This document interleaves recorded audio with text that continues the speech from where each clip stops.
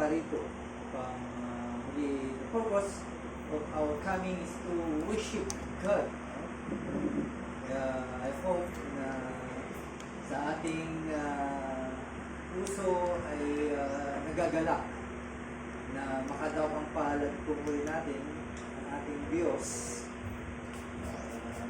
If you still remember na kung dati pa kayo ay bagong Kristiyano, ay nandun yung kagalakan every time na tutungo po tayo ng simbahan, right? Maybe siguro lumipas na po yun, tinahanap na natin. Dati ayaw po nating malate dahil gusto natin tayo yung una. Pero dumating yung pagkakataon na maaaring nawala na sa atin po yun, right? But this time, hindi yung ang dahilan sa pangalawang pagkakataon ay nandito po tayo because we have the eternal life. Mayroon po tayong buhay na walang hanggan at yan po yung magiging bunga ng buhay na walang hanggan, yung nandito ka, no? Gusto mong ikaw yung mauna sa bawat isa para pasalamatan through those things ay magpasalamat ka sa Diyos. Kahit yun man lang, no? Na magawa po natin, though lagwan naman tayo sa labas o sa ating mga bahay ay ginagawa po natin sa pulit natin bilang Kristiyano. So, ibig sabihin, that ay walang makakapigil sa akin, no? Walang anumang makakahadlang sa akin basta ako ay pupunta sa simbahan just to give the right worship at bilang pasasalamat na rin ng Diyos sa ginawa ko sa atin. Sana yun po yung magiging kadahilanan upang tayo po ay laging on time para sa mga gawain, right? Sa mga po nito, ulihin po natin balikan ang ating pinag-aaralan about the book of 1 John, first epistles of John. At nakita na po natin kung sino si John, yung introduction about John, the information about John, and the reason why John write this letter ay nakita po natin yung pinaka-purpose in 1 John chapter 5 verse 13. As I said, yung Gospel of John, doon ipinapakita kung papaano ang isang tao o isang kaluluwa na maligtas. At dito naman sa 1 John ay ipinapakita sa inyo, sa atin, na tayo po ay mayroong buhay na walang hanggan. At yan po yung purpose po ni John. That's why he wrote this letter para tayo po ay mapalalahanan muli at ma-enjoy po natin to the full. That's why in verse 4, that your joy may be complete. Yun po yung pinaka-maganda na makita po natin. Magkaroon po tayo ng kagalakan. While sinabi ko nung nakaraan, ang Book of John ay ito yung pinaka-most profitable, especially sa mga young Christian, kapag binasa po nila po ito. Because, of course, yung bang una pa lang na naging Kristiyano ka, nalaman mo through Christ, meron kang buhay na walang hanggan, din nabasa mo ang 1 John at sinasabi doon, meron kang buhay na walang hanggan. Okay? So, with that, baka matumba ka sa kagalakan na malaman mo. Although, for the first time, ay sinasabi naman ng mga evangelists, yung mga nagsisir sa atin, through Christ, ay kakaroon ka ng buhay na walang hanggan. Right? Of course, some of us, maaari tayo po ay medyo hindi naniniwala sa taong yun. How come na meron kang buhay na walang hanggan? Right? So, bilang mga tao, naniniwala po tayo na ang Biblia ay salita ng Diyos. So, kung nabasa mo yan, ay andun yung kagalakan na dapat mong malaman. Kaya ito yung dapat aralin na sino man, lalo na po, sa mga bawat Kristiyano. That's a big benefit for you. So, sa ating pag-aaral, ay nakita na po natin in our outline the evidence of Christ, persons, and excellency in verse 1 and 2. Right? And verse 3, the knowledge of these things give us communion with God and Christ. Nagkaroon po tayo ng fellowship with the Father and the Son dahil nakita po natin how we have fellowship with Him dahil ikaw ay naging Kristiyano, naging anak ka ng Diyos. So, meron na tayong malayang pakikipag-fellowship sa ating Diyos. So, we can come boldly to Him. No? Wala na yung hadlang na baka lumapit ako sa Diyos, baka matunaw ako. No? Dahil sa mga kasalanan ko. But now, this time, ay malaya na po tayong makakalapit. At now, in verse 4, doon natin mababasa yung joy na sinasabi po ng Biblia. Now, in verse 6, I think dito tayo natapos. Dito po natin po umpisahan para matapos po natin hanggang verse 10. I think verse 5, hindi pa yata natin ito natatakal because it speaks about the life of God. No? Kaya yun po ay titignan po natin.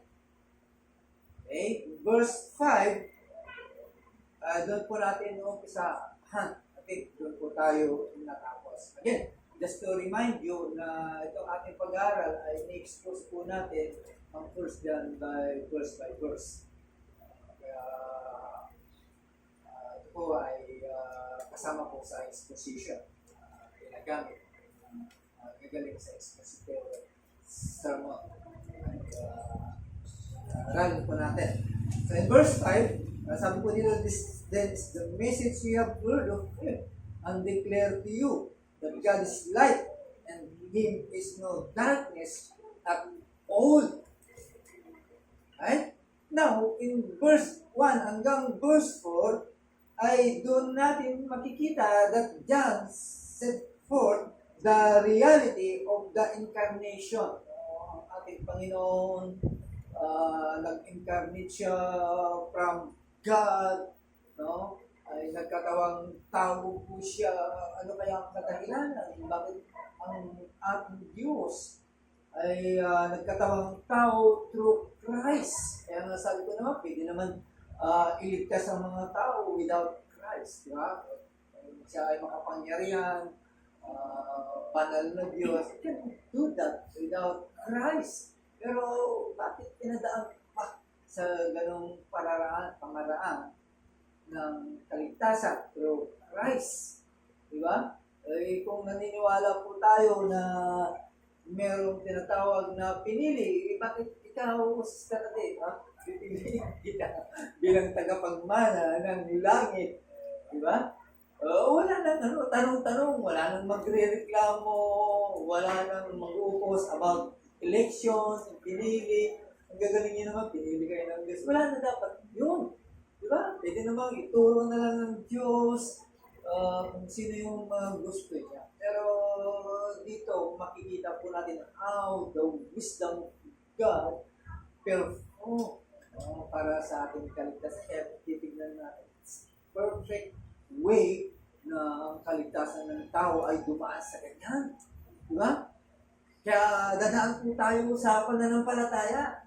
Kung ikaw ay pinaniniwalaan mo yung ginawa ni Kristo, of course, di ba? Ang sagot ko noon, as you believe, ay magkaroon ka ng buhay na walang hanggan. Pero hindi ka nun eh.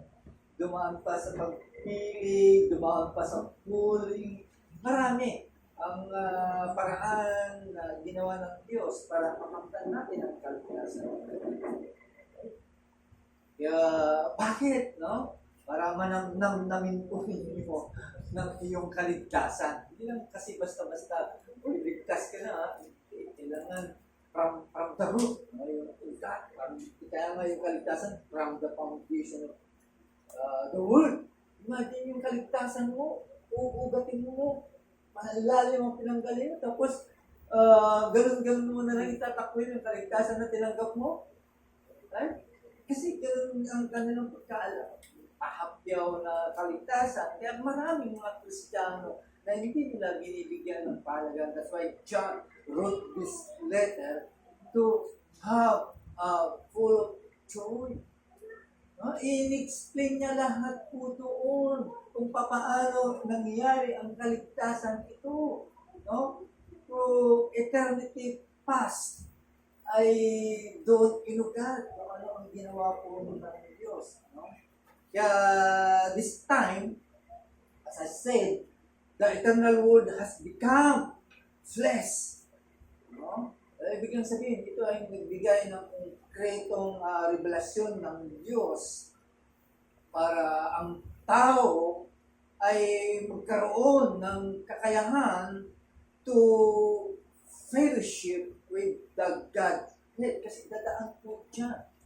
No? Kailangan dumaan po din kasi our thinking. No? Alam po natin na ang Diyos ay banal, makapangyarihan sa hanggang na makakalapit ka na walang takot. Diba? Yung mga anong araw, mabanggit nga lang yung something against sa Diyos. Kung tumigil ka, baka malusaw ka dyan, baka matunaw ka, tamaan ka ng bigla. Ganun ang takot ng araw. Diba? Kaya pinadaan ng kaligtasan po natin through Christ para makita po natin yung mga bagay na ialam ng Diyos para siya ay maka-fellowship po natin. And wala na tayong takot na lumapit sa Diyos because Christ opened the door para makalapit po tayo. Hindi lamang po yung naligtas ka, okay ka na, solve ka na, meron ka ng buhay ng walang hanggan. Diba? Pero paano yung panalangin mo, paano yung gusto mong makahanib pa ang Diyos through His word. Diba? Kaya ipinadaan sa ganung kalalagayan. That's why in verse 5, John received and is announcing to us, to all believers. Kaya sinulat niya po ito para iparating po sa atin. Okay? Yung Biblia naman, of course. Hindi lang naman yung para magkaroon po tayo ng holy knowledge, kundi wala ng paraan ay ma-adapt po natin. Diba? Dati, alam ko lang, ay, ligtas na ako, pero this time, ay natuto ka na to, pero because of the word of God, diba? Natututo ka na sa lahat ng mga bagay. Kaya, ganun ba? Ganun ang pamamaraan ng Diyos. So, now, the message in verse 5, tinatawag po dito na ang Diyos ang siyang liwanag. God is light. So it means there is no darkness at all. Why God is light? Okay? Bakit ginawa ito as an expressive figure? No? Yung light. So, kung titignan po natin, bakit an example yung light? Kasi ang light, ito yung dito yung nakasalalay ang holiness, truth, and love of God. So, kung iisipin po natin, kung ang Diyos ang siyang liwanag, so ibig sabihin, walang masama na meron siya. Walang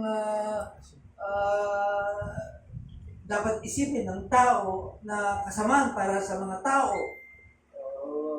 Yun ang paniniwala ng mga tao ngayon, God is love. So, lahat na yan, blah, blah, blah, blah, blah. No? Wala na yung rat.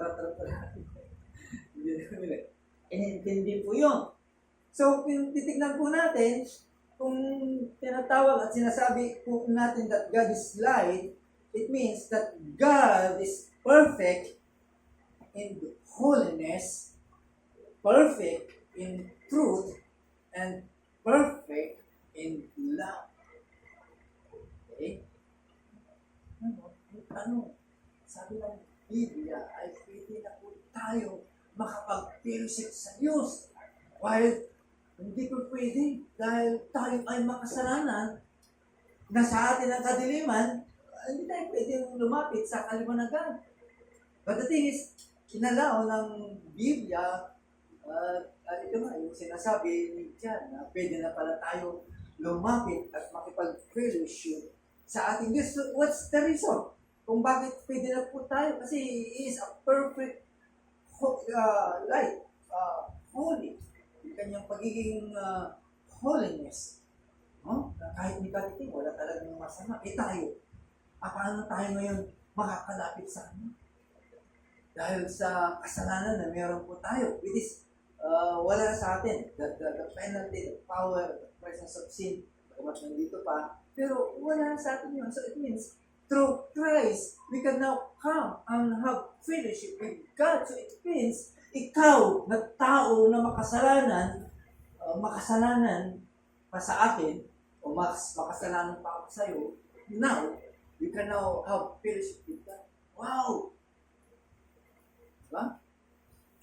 Yun yung makikita po natin. So it means, ikaw na taong makasalanan, you are now imparted.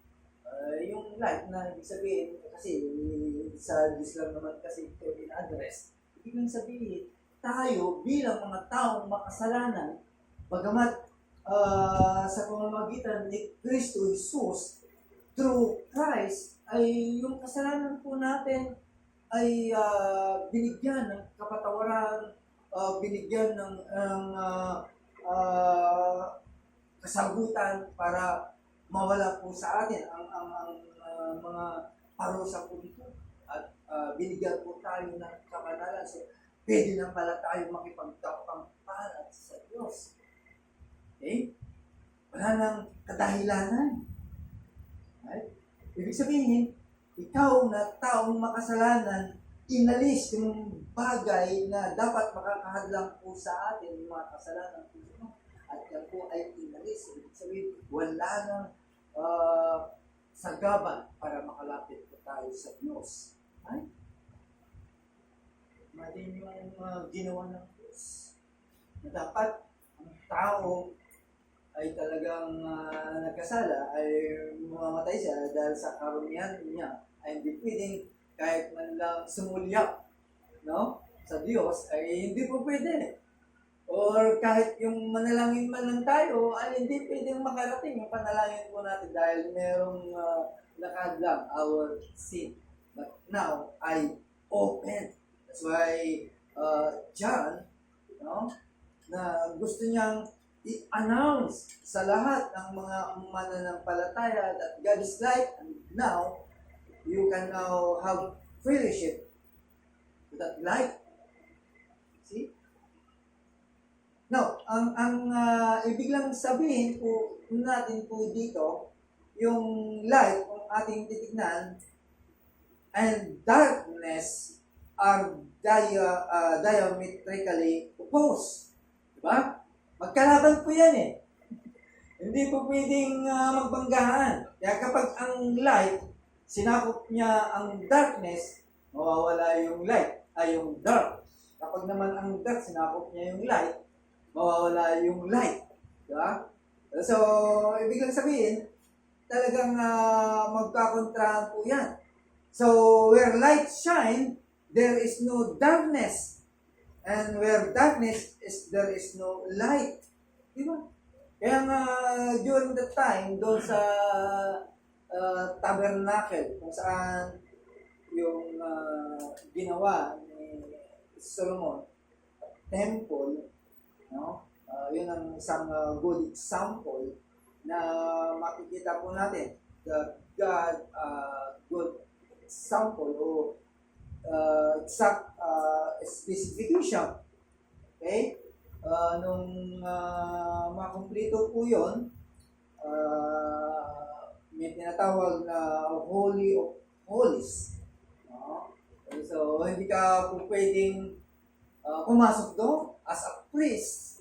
No? Kaya may pumapasok po doon. Tinatalian yung yung paa. Nilalagyan ng kalimbang eh. Pag pumasok doon at di na tumutulog yung kalimbang, biglang sabihin, namatay na siya dahil pumasok po siya sa Holies of Holies. Doon yung kamanalan at kaliwanagan po ng Diyos. Diba? Kaya tinatalian para pag wala nang marinig, patay na siya. Namatay po siya. Kaya yun po yung ganun, ino-overshadow the tabernacle during that time. But this time, imagine, no? Kung yun pa yung pamamaraan that time, hindi tayo pwedeng pumasok ng simbahan. Right? Walang pwedeng pumasok dito na hindi Kristiyano, kundi Kristiyano lang. Hindi, mamamatay yung mga hindi Kristiyano because of darkness na mayroon sa kanya. So, nakita po natin po yun. But now, we cannot come to the church at malaya po tayo na magbigay at magpuri sa Diyos. Diba? Eh kung yun pa yung gagawin, maaaring baka mamaya matakot ka. Matakot yung iba. Ako, delikado din si Banen, namamatay yung mga Kristiyano na hindi tapat. No? Mga Kristiyano paano lang, pa-easy lang. No? Takot po sila. So, we did that ay nakita po natin, right, na wala na po yun. Because of Christ. Kaya, again, John, in his word, ay dumating na ang liwanag. So, sa iyo, dumating na ang liwanag, wala nang kadiliman sa iyo. Wala nang kadiliman ng kasalanan sa iyo because Christ is in you. Nasa liwanag ka na. Kaya nga ang Kristiyano, tinatawag na sila yung liwanag. Tayo yung liwanag sa ating kariliman. No? Kaya pag ikaw ay liwanag sa bahay ninyo, kailangan ipakita mo.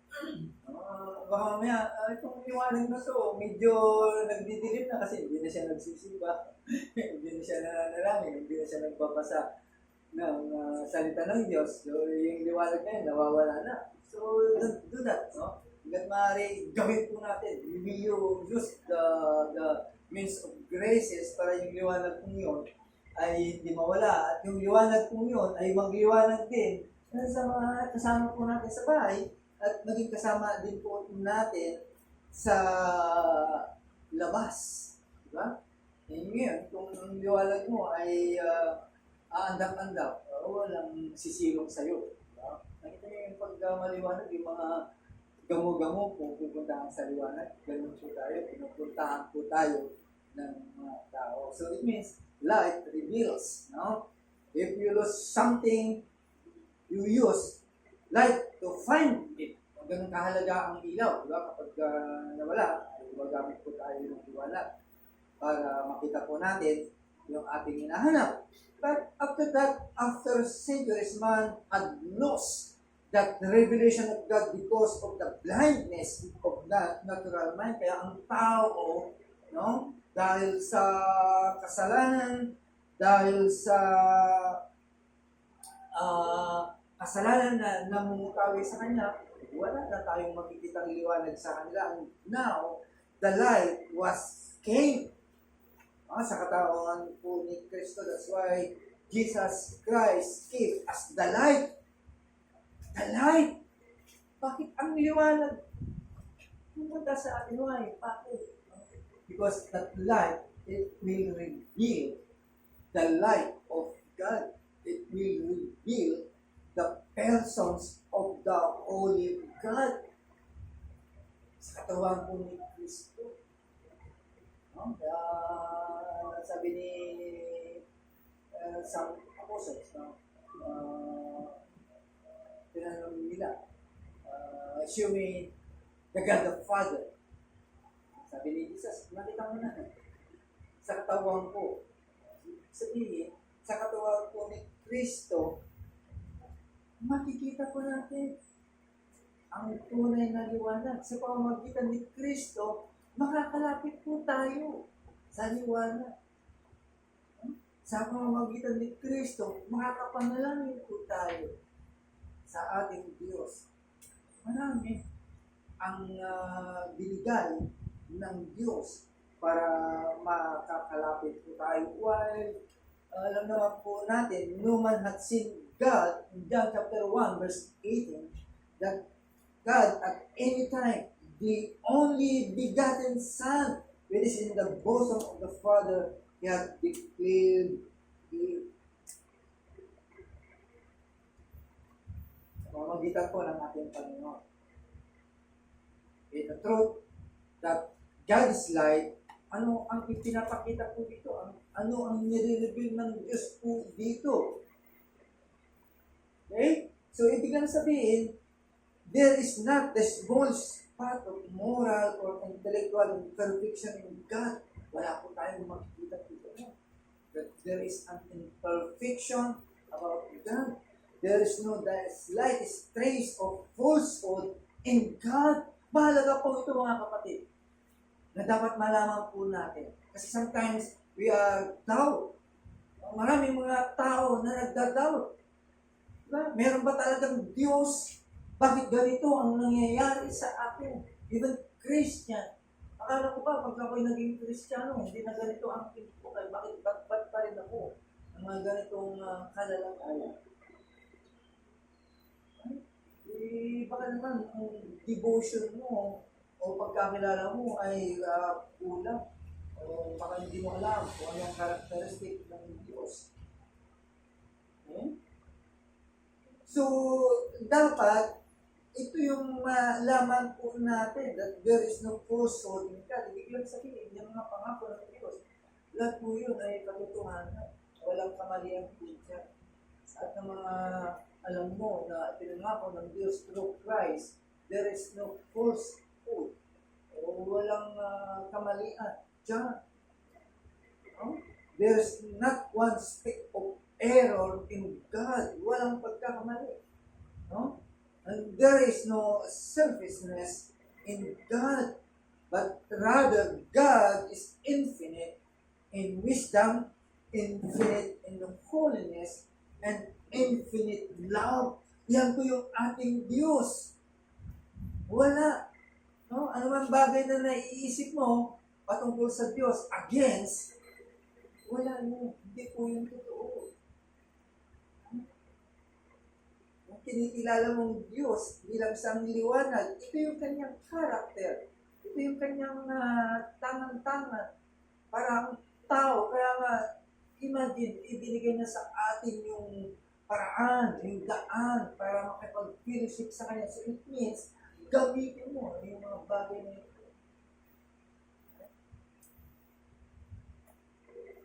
Tandaan po natin, hindi lamang po yung makikita po natin kung ano ang katangian ng Diyos through that light, but also light purifies. No?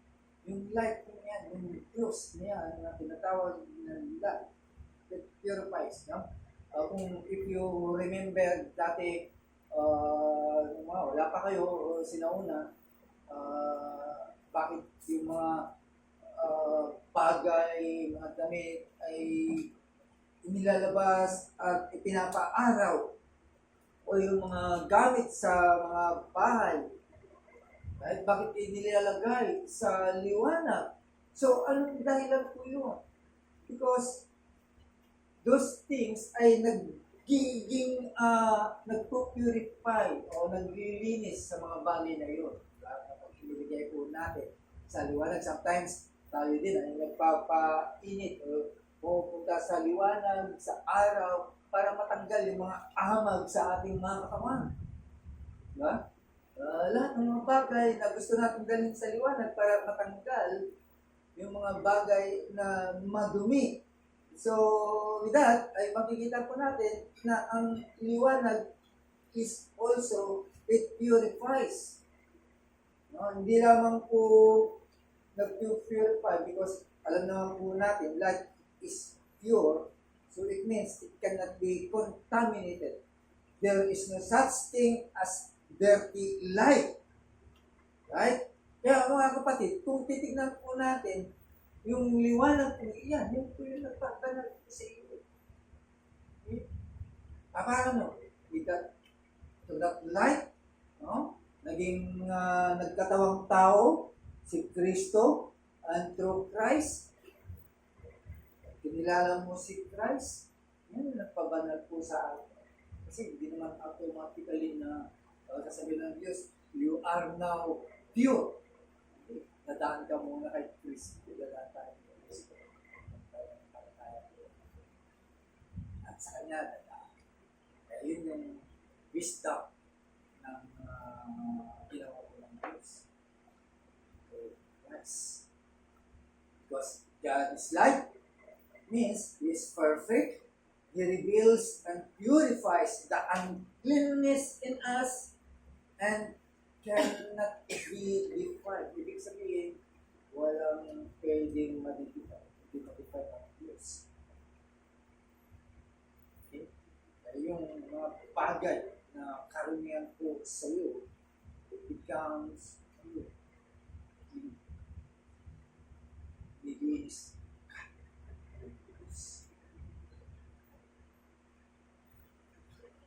Now, nagpatuloy po natin in verse 6. Right? Ano sabi po ng verse 6? Sabihin po natin. If we say we have fellowship with Him while we walk in darkness, we lie and do not practice the truth. No? Kasi sinasabi mo, nasa kahit Kristo ka na. But again, hindi ka naman, wala ka namang liwanag siya. No? O nasa madilim ka pa rin. So, ibig sabihin, hindi totoo yung sinasabi mo. Diba? Hindi totoo. Wala. Paano mo sinabing nasa liwanag ka na, pero ang daan mo ay madilim. Ginagawa mo ay madilim. So, you lie. You make lie. So, anong ibig sabihin po nito? Knowing that God is light, kung alam po ninyo na ang Diyos ay liwanag. So, anong dapat magiging buhay ng Kristiyano? What should a Christian live? Ano dapat ang ipamumuhay ng isang Kristiyano? Okay? Kailangan pa bang makipagsapalaran po tayo para sa ganyang buhay? Samantala, sinasabi mo na ikaw ay nasa liwanag, so it means lumakad ka sa liwanag. Mamuhay ka ng merong kaliwanagan. Right? Ngayon, kung hindi mo ginagawa yun, at hindi mo naipapractice yun, alayo. Nagsisinungaling po tayo. So it means, chinitik tayo. Kristiyano ako, nasa liwanag ako. Pero, at ganito ang aking buhay. Malakad pa rin ako sa kadiliman. Okay? Kung nasa akin na ang liwanag. Okay? At tandaan po natin mga kapatid, as we have fellowship with God through His Word, the more we take the Word, the more you become holy. Nag-purify ka ng salita ng Diyos. So, it is also yung dahilan para ma-check mo ang sarili mo din. Kung talagang lumalakad ka, talagang nakikita. Bakit walang makita ang liwanag po sa iyo? Kasi yung pag-fellowship po natin, yung pakipag-live po natin sa ating Panginoon, dapat ma-transform. You become reformed. Hindi lamang sa theology, kundi yung character natin. Dapat din ma-transform yung ating puso and yung ating character kung paano ka lumakad sa liwanag at kabanata. Yun. Kung sinasabi po natin na tayo ay nasa liwanag pero lumalakad naman tayo sa dilim, may talagang tayo po ay nagsisinungaling.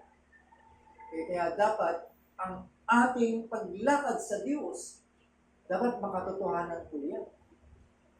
Mas be real. Dapat totoo. Okay? Kasi that time, si John, nakikipagtalo po siya sa mga tao. Those people, kahit sa those people who are professing to be Christians.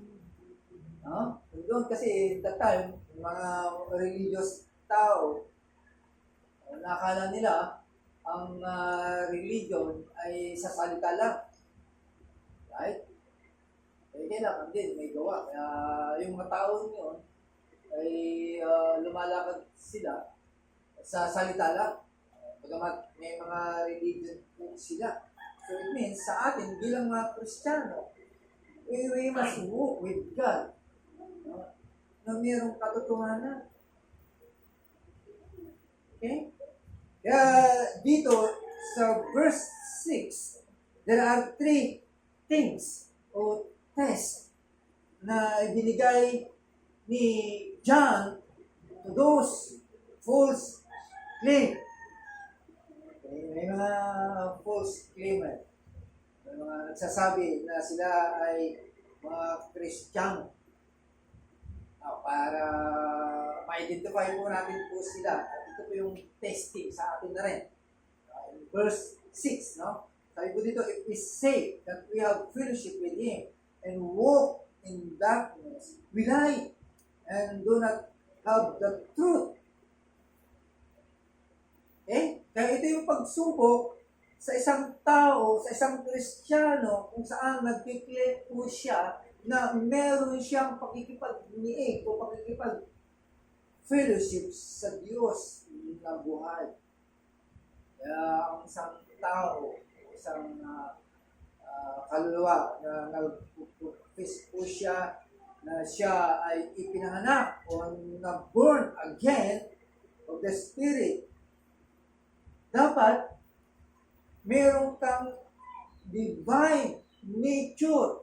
Kahit magiging kamukha ka man lang ng Diyos. Ito yung purpose ng Diyos sa atin to become like the image of Christ. Kaso wala. Walang imahe ng Kristo sa iyo. Ang imahe sa iyo meron si Judas. Si Beelzebub. Yun yung imahe na nakikita po sa atin. Right? Dapat makikita man lang sa atin yung nature o yung likas. Dapat maging katulad ka ng Diyos. Hindi yung kanyang karakter, hindi yung kanyang deity, yung karakter ng Diyos na merong communicable na mapasa po sa atin. Kaso wala, yun po yung problema. Tapos sasabihin niya, meron siyang communion sa Diyos. Pero lumalakad naman ang kadiliman ng kasalanan. Okay?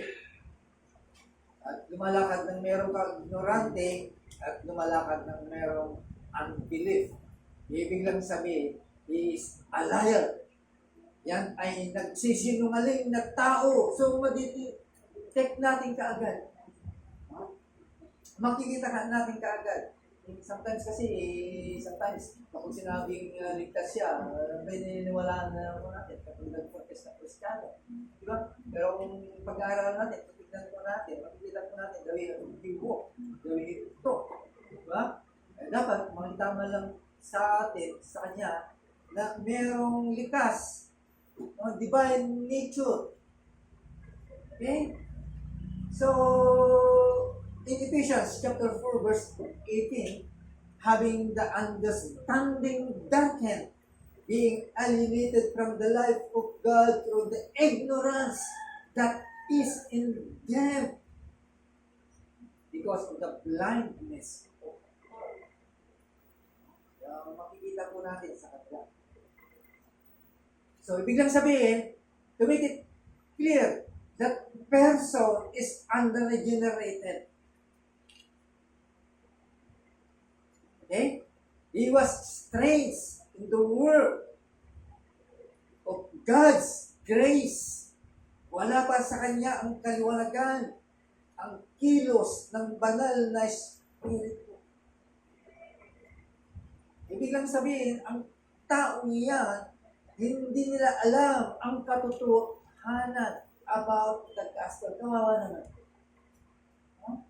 Hindi niya alam ang totoo ng gospel. Why? He still love darkness more than light. Okay? Nag-i-enjoy pa rin siya sa pleasure of sin at patuloy na lumalakad, nilalakaran, pretending that he is a Christian. He is pretending na meron siyang fellowship sa Diyos. Yan yung Pasko. We can say that John says that man or that person, that those who live in this manner, ibig sabihin, lumalakad sa ganyan, kadiliman, siya ay nagsisumali. And still walking in darkness, not light. Diba? Kaya madali natin siyang maditik, malalaman. Isang tao ito. Right? Hindi ka na mahirapan. Kasi mahirap na sabihin ba, mamaya nagkamali ako. Sinabi ko, hindi ka naman talaga Kristiyano. Di ba? Totoo naman kasi lumalabas eh. Ito yung sinasabi ni John kasi nakita niya mga tao niyo. Salita lang sila Kristiyano. Last verse, verse 7. Sabi ng verse 7, if we walk in the light, as He is in the light, we have fellowship with one another. Sa pasto. No? Hindi lamang sa Diyos, kundi sa bawat isa po sa atin. Kaya hindi po pwede magsama. Imagine, pag-fellowship ka sa unregenerated, or it means sa lumalakad pa. Mahirap makipag-fellowship po doon. Something will happen. Ikaw ay nainggan niya, o nainggan niya, much better, nainggan niya siya. Pero, tingnan po natin. No? The blood of Jesus Christ, His Son, cleanses us from all sin.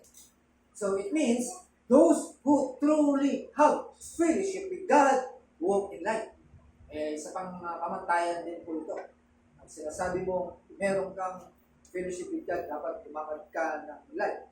So, walk in the light is a beautiful and a familiar figure in the Bible. Walking in the light denotes the course of character of one kata. Yung nagsasabi na lumalakad po sa liwanag, makikita po natin through his conduct. Okay? Kaya yung mga tao na binigyan ng kaliwanagan through the work of the Spirit, ay ang tao mismo, maintindihan niya ang tunay na kasalanan. Iiwas po siya. Kasi po yung pamamaraan po yung talagang magsasabi siya na sa liwanag, iiwasan po yung kasalanan. Kasi hindi dapat siya nandoon. Whatever sin it is, kailangan pag naintindihan mo ang kasalanan niya, lumayo ka na. Hindi, sometimes, nandun pa rin. Parang ang hirap umalis sa kadiliman. No? Kaya dapat umawalit po siya doon. Kaya ang isang Kristiyano, a child of light, desire. Ito ba, isang patandaan. A child of light desire to increase in spiritual light and knowledge of God and in His Word. Dati, nasa atin po ito. Bago-bago pa tayo mga Kristiyano. Talagang dinidesire natin po ito, but later on, lately, naging makulimlim na. Why? Dahil yung fellowship, ang magiging result po nito ay magbibigay sa atin ng pangumpisal para sa ating mga kasalanan. Kasi once, sabi mo, little sin lang naman eh.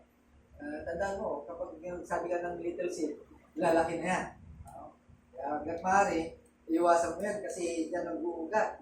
Kaya kapag sinasabi po natin, kasi tandaan po natin mga kapatid, kapag ang kasalanan po natin at pinagkatiwala po natin, humingi po tayo ng kalinisan sa banal ng dugo ng ating Panginoon, ang magiging bunga po nito, it gives and leads to us a deeper, progressive fellowship with God.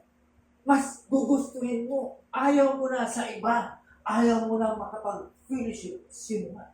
Mas gusto mo sa Diyos. Hindi ka na lalayo sa Diyos.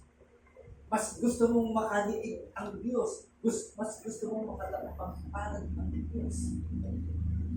Pero pag may mansa po yan, gigit na ka hanggang sa mahulog ka. Iwasan po na tayo mga Christian, we have to show them that we are walking na. Lumalakad po tayo sa Diyos. Kasi contrast. Hindi ko pwede magsama, laging nagpupunta po yan.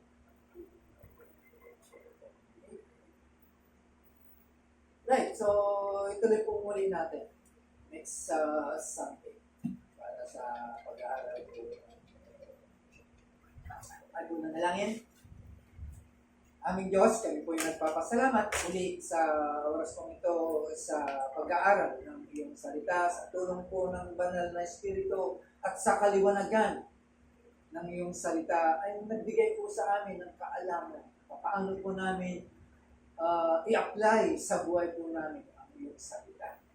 Ito po ay the more na we suit ourselves sa iyong salita, the more we become holy, the more we become desire to have fellowship with you. Kaya salamat po Diyos sa mensahe na aming nabigyan. Salamat din po Panginoon sa joy na aming dala-dala kahit saan kami pumunta because of the promise of eternal life. Diyos, salamat po. Ito po aming dalayan sa pangalan ng Jesus.